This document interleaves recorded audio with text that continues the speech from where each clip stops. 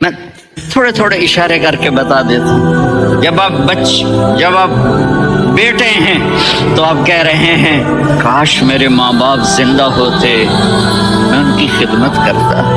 پھر فرمایا اور نہیں تو میری ماں تو ہوتی، چونکہ ماں کو دیکھا ہے نا، باپ کو دیکھا نہیں ہے. تو فرمایا کاش میری ماں زندہ ہوتی اور میں عشاء کی نماز کے لیے مصلی پہ کھڑے ہو کے الحمدللہ رب العالمین پڑھ رہا ہوتا، اور ادھر سے میری ماں مجھے بلاتی محمد، تو میں نماز توڑ کے کہتا جی اماں جان میں آ رہا ہوں، نماز پھر پڑھا دوں گا. اپنے والدین کی عزت کرو. یہاں کا بڑھاپا بڑا خوفناک ہے کہ اولادیں چھوڑ جاتی ہیں اور ماں باپ ٹوائلٹ جانے سے بھی عاجز ہوتے ہیں. اپنی ماں کی دعا لو، اپنے باپ کی دعا لو. میرے نبی نے فرمایا ہاں عمر میرے بعد ایک آدمی آئے گا، اس کا نام ہوگا اویس، اور وہ کرن کی شاخ سے ہوگا. ہو گیا ٹائم؟ اچھا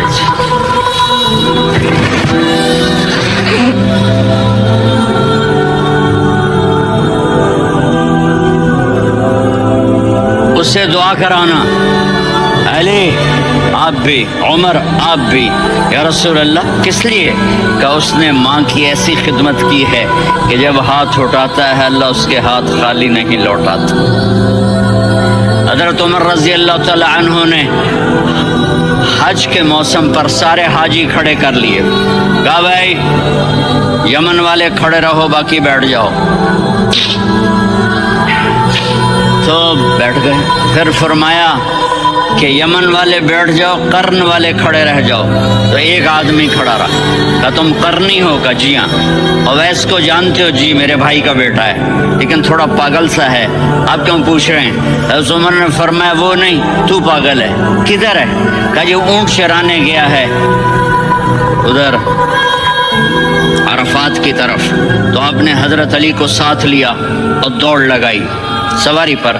دیکھا تو اویس کرنی ایک کیکر کے نیچے نماز پڑھ رہے تھے اور اونٹ چر رہے تھے. تو جب انہوں نے دیکھا کہ دو آدمی آ کے بیٹھ گئے تو انہوں نے نماز شارٹ کٹ کر دی. تو حضرت عمر نے پوچھا کون ہو بھائی؟ کہا جی میں مزدور ہوں. کہا تیرا نام کیا ہے؟ کہا جی اللہ کا بندہ. کہا رے بھائی تیری ماں نے تیرا نام کیا رکھا ہے؟ اس نے تو نہ حضرت عمر کو دیکھا تھا نہ علی کو. وہ کہنے لگا بھائی تم کون لوگ ہو میرا انٹرویو کرنے والے؟ یہ تو میں اپنی زبان میں کہہ رہا ہوں. تو حضرت علی بولے کہ بھائی یہ ہیں امیر المومنین عمر بن خطاب اور میں ہوں علی بن ابی طالب. تو وہ ایسے کانپنے لگے. میں معافی چاہتا ہوں، میں پہلی دفعہ آیا ہوں، میں نے آپ کو دیکھا نہیں. فرمائیے آپ. حضرت عمر نے کہا ہاتھ اٹھا ہمارے لیے دعا کر. تو وہ رونے لگی. آپ نبی کے صحابی، میں عاجز مسکین، میں دعا کروں؟ میری اوقات ہے میں دعا کروں؟ کہاں؟ ہمیں ہمارے نبی نے فرمایا تھا اویس آئے تو دعا کروانی ہے. عمر اور علی جیسی ہستیوں کو دعا کے لیے کہا جا رہا ہے. پیچھے تہجد ہے؟ نہیں. جہاد ہے؟ نہیں. علم ہے؟ نہیں. نماز ہے؟ نہیں. روزہ ہے؟ نہیں. زکوٰۃ ہے؟ نہیں. خیرات ہے؟ نہیں. کیا ہے؟ ماں کی خدمت، ماں کی خدمت، ماں کی خدمت. میرے نبی نے فرمایا لوگ جنت میں چلیں گے، اویس چلے گا. جب گیٹ پر پہنچے گا تو اللہ کہیں گے اویس کو پیچھے ہٹا دو، باقی اندر چلے جاؤ. تو اویس کرنے ڈر جائیں گے کہ یا اللہ جنت کے دروازے پر مجھے پیچھے ہٹا دیا. تو اللہ کہیں گے پیچھے دیکھو، ویسے پیچھے مڑ کے دیکھیں گے تو لوگوں کا مجمع ہوگا جو جہنم میں جا رہے ہوں گے، ایمان والے، گنہگار مسلمان. تو میرا اللہ کہے گا اویس اپنی انگلی کو پھیرتا جا، جس پر تیری انگلی پڑے گی تیری تو فیل سب کو جنت میں ڈال دوں گا. یہ ماں ہے، صرف ڈالر ہی سب کچھ نہیں ہے، یہ ماں ہے. میرے نبی نے فرمایا تیرا باپ تیری جنت کا سب سے بڑا دروازہ ہے.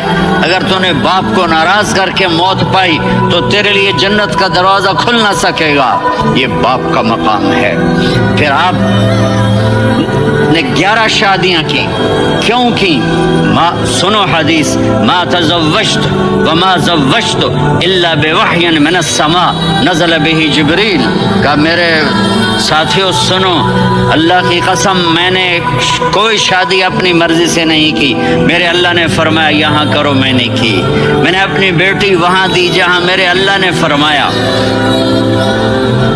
تو اتنی شادیاں کیوں کی ہیں؟ ہمیں گھر کی زندگی سمجھانے کے لیے.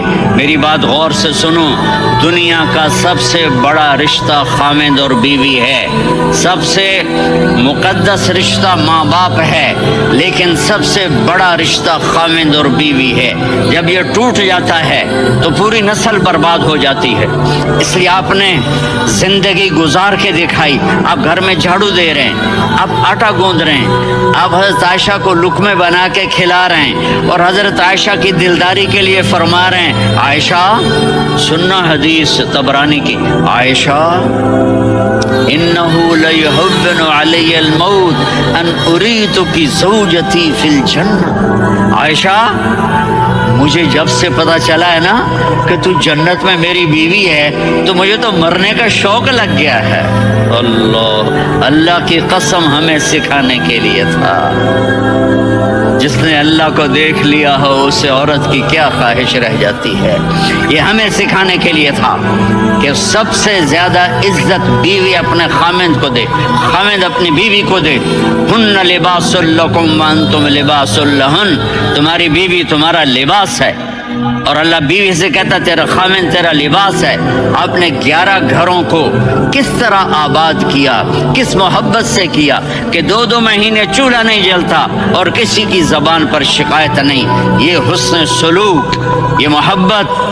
ہاں حضرت عائشہ کی عمر تھوڑی تھی، جہاد کے سفر سے واپسی ہو رہی تو آپ نے صحابہ سے کہا بھائی چلے جاؤ، سارے آگے چلے گئے تو صرف آپ دونوں رہ گئے. تو آپ نے کہا عائشہ دوڑ لگائیں. سبحان اللہ. حضرت ہم عائشہ نہیں کہا، میرے نے عائشہ دوڑ لگائیں. کجے لگائیں تو کہنے لگے ہمیں دوڑ لگائی. تو کہنے لگے میں آگے نکل گئی، آپ پیچھے رہ گئے. چند سال گزرے تو پھر ہم جہاد کے سفر سے آ رہے تھے تو آپ نے کہا صحابہ سے جاؤ بھی چلے جاؤ، آگے آگے آگے آگے. وہ غائب ہو گئے. پھر آپ نے کہا عائشہ دوڑ لگائیں. تو میں نے کہا جی لگائیں. تو ان دنوں ذرا میں موٹی ہو گئی تھی، تو جب دوڑ لگی تو میرے نبی آگے نکل گئے، میں پیچھے رہ گئی. تو ہم نے کہا حاضی مثل کا عائشہ تو میں اب برابر ہو گئے. ایک دوڑ تم نے جیتی، ایک دوڑ میں نے جیتی. یہ ہمیں گھر کی زندگی سکھانے کے لیے تھا کہ گھر میں بیوی کے ساتھ کیسا ہونا چاہیے.